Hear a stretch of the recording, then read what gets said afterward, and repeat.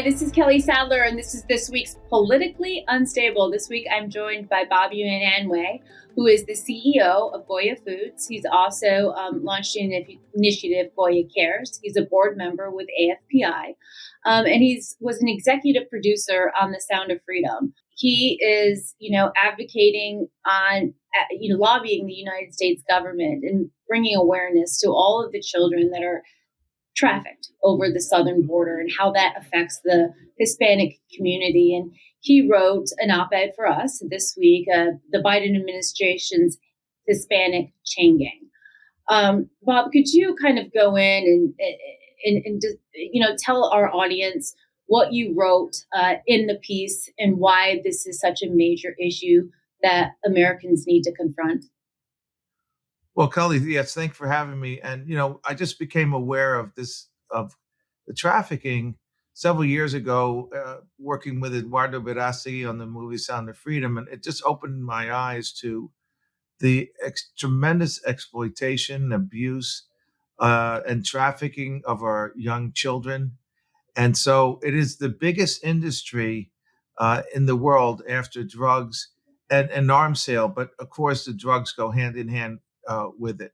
And so we started forming a coalition of really good people to come together, people who are experts in the field, and attack this child trafficking and also the mental issues that come along with it. But it's a tremendous business, and the business has exploded. When you talk about, we're in business, sales, skyrocketed. Well, unfortunately, it's the cartels, and the money in the cartels, hundreds of billions of dollars, has just exploded with the Biden administration as a complicit in it, because they've invited people, they've facilitated crossing the border.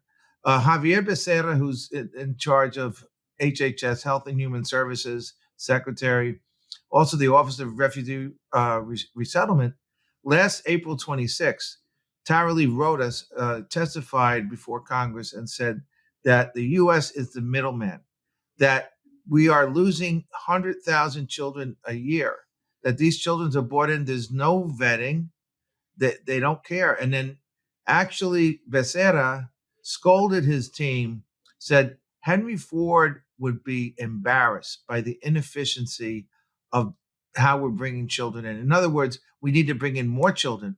For what? For exploitation. Now, the U.S. is the biggest consumer because of this, but the biggest victim is the Latino.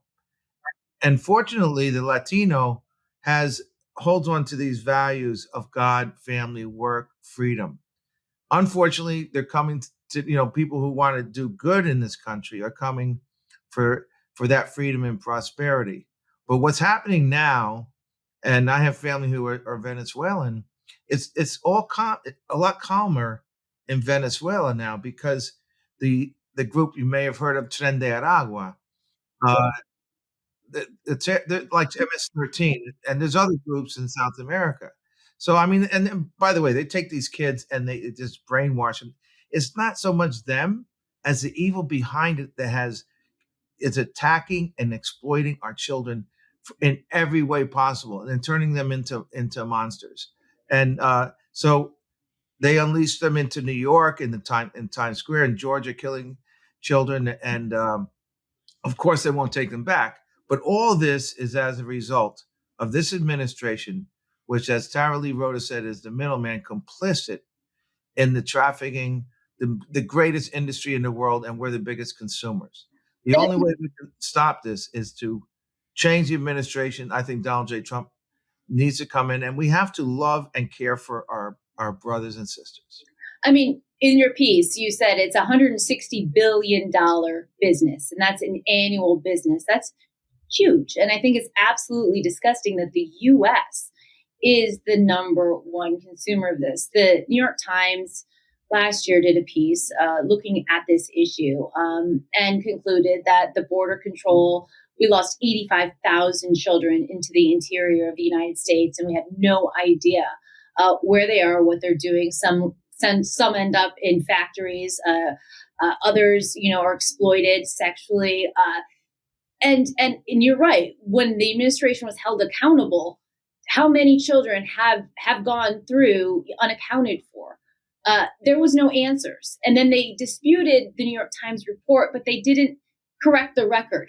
They absolutely have no idea. But I mean, 2,000 migrants crossed the southern border this past weekend. So with these numbers, it's absolutely crazy. Now, you gave some recommendations of what President Biden could do if he wanted to. But what should a Trump administration do to kind of combat this and the cartels and protect these children? Well, we have to close down the border. I mean, we're a country of immigrants, but a country of laws. So from the beginning, and my grandfather came over, and people who wanted to, and they weren't looking for a handout. By the way, today you got 60% of illegals coming in, if you want to call them undocumented, whatever you want to call, get into that battle. But they have better benefits than most Americans. So we're not only inviting them and we're enticing them, we're handing them cards how to vote. Because to vote is, you just need a driver's license in a lot of states. So, the genie said to Aladdin, never drink from the cup of money or power. You'll never be satisfied. So it's money and it's control. And we're like sheep. So they've added, I believe, 13 more districts to the U.S. Congress, I believe, so that there's more people coming in, millions, yeah, they're going to vote. Yeah, no, just for our audience, what the Biden administration is doing and what these states are doing is all of the illegals that are coming into their states and relocating them. They're counting them for the census, for the U.S. Census, which obviously gives U.S. representatives to that state. So they're gaming the system for electoral benefit and purposes, which is absolutely disgusting. But it has to be part of the plan, because with these open borders, President Trump had the lowest crossings, a 45-year low of crossings, implementing, stay in Mexico and, remain in Mexico, building the wall, threatening tariffs on Mexico's government if they didn't help protect their own southern border, Mexico's southern border, in the crossings that come over there. So there are a lot of things that this administration could be doing that it is not doing, that's facilitating this humanitarian crisis. And I do believe that when Donald Trump comes back into office, he could implement those past strategies and have success. Bob, I want to ask you a question. You run a major food organization. You become very public, in advocating for what you believe in politically. And you've received some backlash with boycotts and whatnot. Why are you doing this? Given the fact that you're a businessman, you could stay private, you could stay out of the spotlight, and why are you picking this fight? I think the fight picked me. Mm-hmm. And by the way, I don't think it's more than disgusting. It's evil, and this is a spiritual war we're in. On July 9th, 2020, I was at the White House offering a couple million pounds of food. We ended up with more than 4 million pounds we were donating to this country and around the world, quite frankly. And I made a horrible mistake of saying that we were blessed as a country. We were blessed with a leader like Donald J. Trump. Now, the Holy Spirit did that to me. The Holy Spirit put the word blessed on my lips. And when in The Sound of Freedom, have you seen the Sound of Freedom movie? This gentleman who is called Vampiro, the vampire, and he buys young children to save them, to free them. And at one point he puts a gun to his head and he called to God. And he said, when God tells you what to do, you do not hesitate. My father told us kids, I'm one of 6, and he died years ago, asked us what's our goal in life. And he said, your goal in life is salvation. And so, that's our main thrust. Luckily, we're a privately held company. It doesn't mean I didn't get a lot of backlash, but, it was a good thing. It wasn't anything about politics. It was holy. Mm-hmm. It was blessed and Donald Trump. And that upset so many people. But the Holy Spirit then cloaked us in protection, and we had a boycott. So people from around this country say, hey, this company is out there, and we still do it. I was just in Haiti last week with Jack Brewer, It's they've airlifted 380,000 Haitians to this country, but they're not taking out the Americans. They're not taking out the young kids. They're paroling these people and bringing them into the system. We don't know who we're bringing in. It's not only that it's more immigrants coming, the people who are coming in from 150 countries that are not here to help us, and they're shouting "Death to America." And by the way, the people say "Death to America," they should exit. Well, I don't know what they're doing here. I when I graduated high school, I aged myself a little bit. It was the last year of the draft, so selective service. So I think if you don't have skin in the game, if you don't work, if you're just there in the handout like a blob, then you have no purpose. We need a purpose. COVID tried to kill our spirit. We were essential business, but we kept working, and we had a reason to get up every day for work, for God, for family. That's so inspirational. Can you tell us a little bit about Goya Cares and what that initiative is and is about? Well, that's growing too. It's just a lot of people here at Goya, and it starts with the heart that we care. And like Mother Teresa said, we need to bring the children back to the center of our caring and concern. They're under such attack, so is the family. So Goya Cares is about the heart.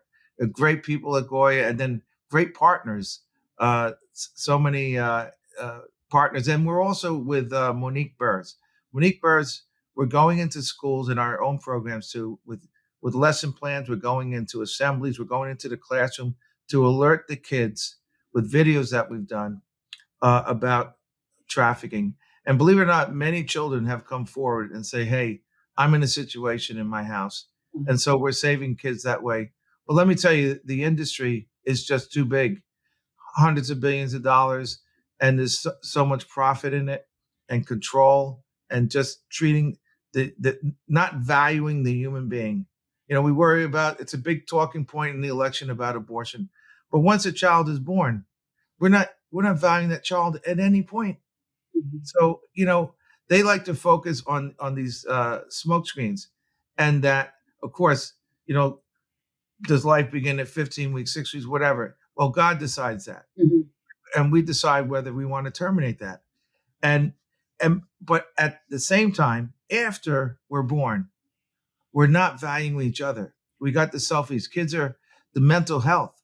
The kids don't feel valued. We're being bullied. If one child would help another and say, "Leave that kid alone," you can save a life. Better than Jim Caviezel or Tim Ballard did in The Sound of Freedom, with the courage it takes to stand up for another human being.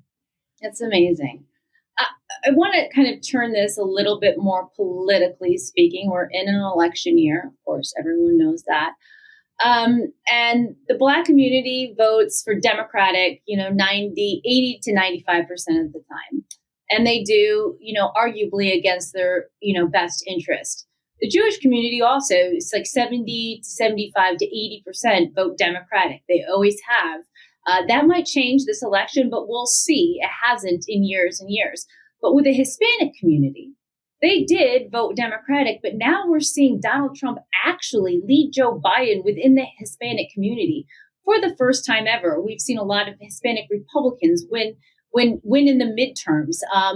And why are Hispanics now? It's in the evidence, it's in the actual data, turning more toward the Republican Party and abandoning the Democratic Party? I think, well, with Donald Trump, and also I'd like to mention Myra Flores here in Texas. Yes, but exactly with right. Donald Trump, he cares about the people. He's out. The people love him. You know, again, people are called to love and create, or others to hate and destroy. But he loves the people. The people love him. He sees the Latino and the Black and everybody as a person. I hate to say it, this administration sees the person as a commodity, as a vote, as a number to maintain the power, money and power, the cups of money and power and control. They only see this as a means to control us, and we have to, I speak with Latinos all the time. Myra Flores' father said, "My party has abandoned me," because they don't give a crap about the person. They don't care about it. So people want to be, yes, the economy, yes, all that stuff, inflation out of control, go figure that when we have this big war on fossil fuel and we can have it in a pipe instead we got to ship it from Venezuela, like Donald Trump says, the tar from Venezuela. But we don't care about the person. Yes, inflation and all that, but the main thing is, love God, love your neighbor as yourself. And Donald Trump, people say, I say it all the time, I admit it, I love you. He loves us. He's like St. Michael, the archangel. Right now, this is a battle. It's a spiritual war. And he's the warrior that he's taking it on the chin for all of us. And it's not after him, they're after us, the sheep. And he's out there protecting us. What was Maya Flores's T-shirt? Her logo was faith, family, and freedom, or it was something to that effect. God, family, freedom. I like to add work because we're also the working class, and we have a reason to get up. There's nothing. I've been working on and off since 10 years old, and I only work a half a day, at least 12 hours. But work gives us purpose. And God gives us purpose. We're identifying. We've run out of letters and flags. They even have a map flag, a minor attracted person. We want to identify ourselves, but we're our own creator. That doesn't give us value. What gives us value is that we've been called by name, by God. And the fact that God creates us, loves us, gives us the value. We have to identify as children of God. That's what we got to identify as. Well, Bob, thanks so much for joining me this week, and God bless you and the work that you're doing on behalf of this cause. I hope as many people will try to get this out to as many people as possible. The work that you did on The Sound of Freedom was exemplary. It was a box office success, but I think it was also a messaging success in making people aware of what is going on with this sex trafficking. So, Angels brought it to light. Angel Studios, it was dead in the water. And it just was, again, blessed. It was the Holy Spirit that lifted this up and said, wake up, America.